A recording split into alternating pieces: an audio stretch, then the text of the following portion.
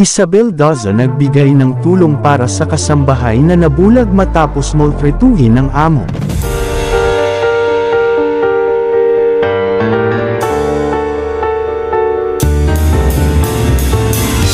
Nangangalap ngayon ng pinansyal na tulong sa pamamagitan ng inilunsad na fundraising campaign ang beauty queen actress na si Isabel Daza.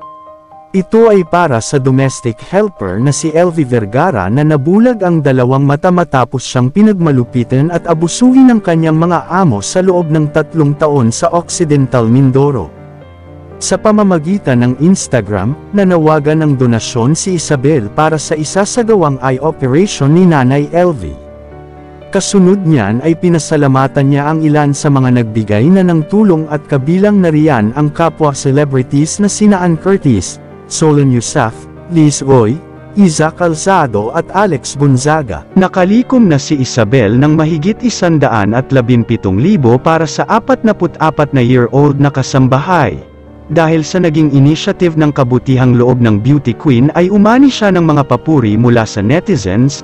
Hanggang sa ngayon ay patuloy pa ring iniimbestigahan sa Senado ang nangyaring pang-aabuso kay Nanay Elvie.